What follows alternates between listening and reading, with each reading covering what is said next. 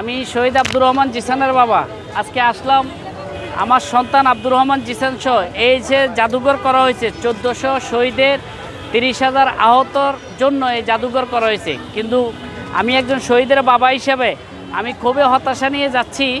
আমি বুক ভরা আশা নিয়ে আসছিলাম আমার ছেলের এরকম একটা পতাকা, এই আরবি লেখা, তারপরে একটা জামা, জুতা, তার ছবি আমরা এখানে দিছিলাম রাখার জন্য।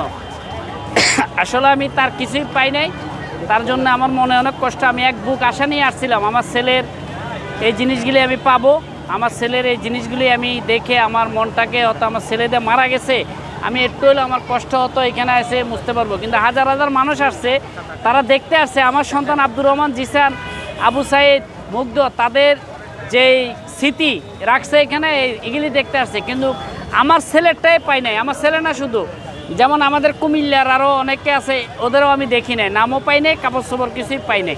তো আমি যারা এটার সাথে জড়িত আছে, এটার ম্যানেজমেন্টে আছে, তারা এখানে কি আসলে দুর্নীতি করছে কি না, আসলে কেয়ারটেকার সরকার ডক্টর ইউনূস থাকতে আপনারা জানেন অনেকে হাজার হাজার কোটি টাকার মালিক হয়ে গেছে। তো আমার ছেলেরা রক্ত দিছে এই দেশে বৈষম্য দূর করার জন্য, সে বৈষম্য এখনও যায় নাই, সে দুর্নীতি এখনও যায় নাই।